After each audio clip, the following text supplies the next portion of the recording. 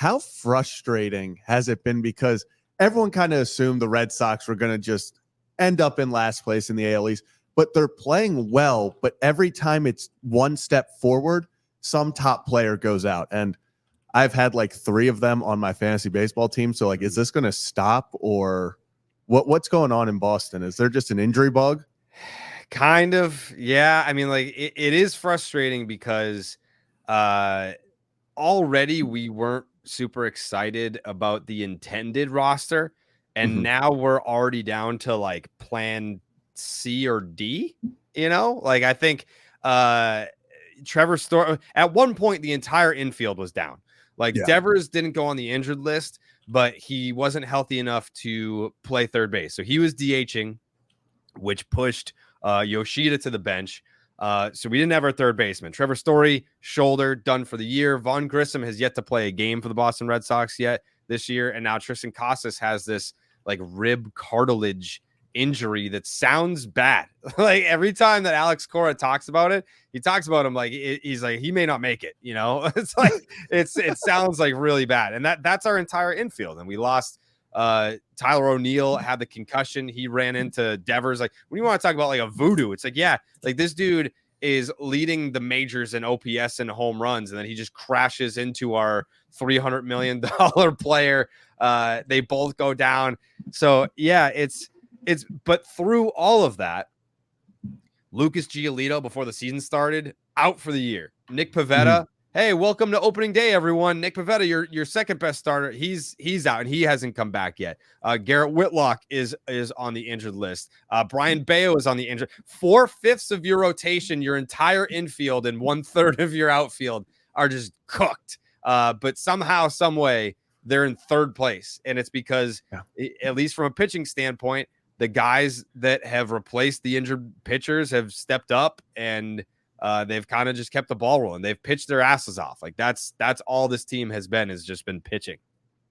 Yeah. And Jared, I want to hop in here and talk about that with you. First of all, thank you for joining the show. Really appreciate you giving some time, but you mentioned all those pitching injuries, the pretty much the whole rotation being down, but we've seen throughout the MLB, I mean, all these pitching injuries, specifically the elbow soreness here in Baltimore. Kyle Bradish, John Means, we're kind of waiting on them to get back in the rotation here, but what do you think about this pretty much pitching pandemic we have going on here with all these elbow injuries, the soreness, and pretty much how these teams are going to handle it, and maybe even down to the youth level, how teams should be handling it just based off of how hard these guys are throwing on a consistent basis?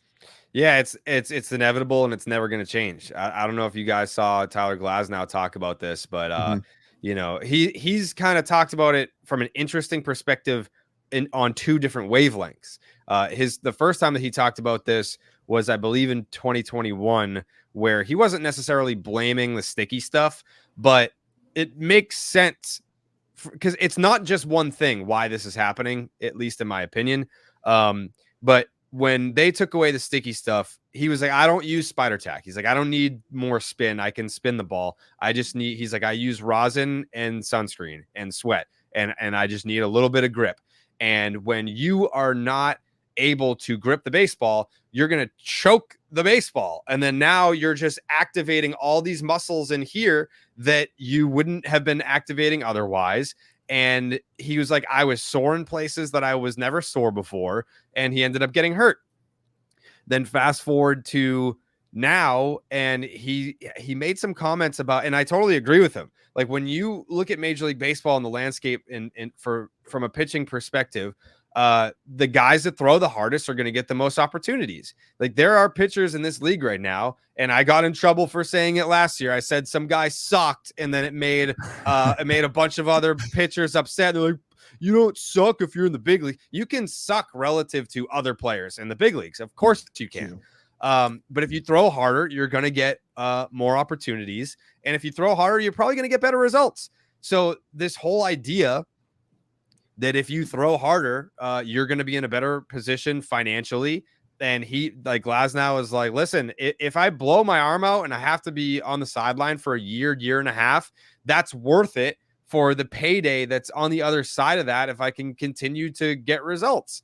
So from a baseball fan angle, it's like, yeah, it sucks when all of your favorite pitchers go down at one point or another. You almost want to like look like Baseball Reference should change the website to note whether or not a guy has had Tommy John.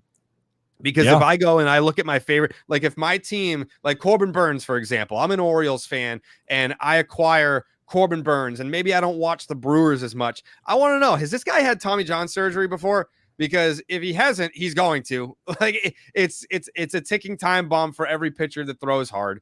And that sucks as a fan. But as a player, yes, like I will still throw the weighted balls. I will still do all these other tricks of the trade to learn velocity and teach velocity because it's worth it on the other side of the inevitable Tommy John. Yeah, well, and that's part of it. I mean, we had Jeff Passan on the future and talked, or in the past, not the future shit. Yeah, shirts and pants. But the thought in general, yeah, it's naive to think that velo doesn't play or that it's not looked at and it's not valued. Look at everyone's throwing. I mean, we just saw Mason Miller coming in here throwing absolute fuzzballs by everybody. Amazing. By the way, guys, electrifying. Yeah, that's a whole different subject in here. And then they had Urseg or something come out of the pen pumping 100. But again, another guy just like, who the hell is that? He throws hard. So at a young age, you get drafted. His story? What, Urseg's story? Yeah. He was playing indie ball. He was like a shortstop. He's only been pitching for like 2 years and he throws 100. Well, so like, and again, but how do you get an opportunity? So even though there is an issue, I agree with you. There's an issue right now that's going on, but players are rewarded if they throw hard and then they have success from throwing hard. That is just the reality of it.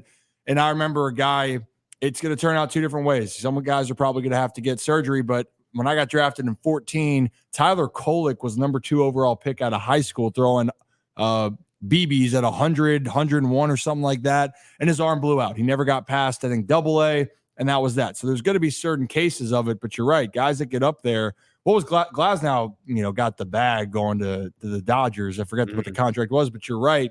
That is the point that players have to make. But for young kids in high school and trying to continue to grow, or at least for parents, it's going to continue to be a conflicting conversation just because of how do you view development. And I think that's the part of it. When you're a grown-ass man and can make your own decisions and whatnot, that's down the road. But, yeah, Ursig, though, damn, dude. I thought just avoid Mason Miller in the bullpen for the A's. That dude just is coming, throwing absolute fuzzballs by the entire Orioles, and they dropped the series, and everyone wanted to jump off. The season was over. The season was over. The season was over.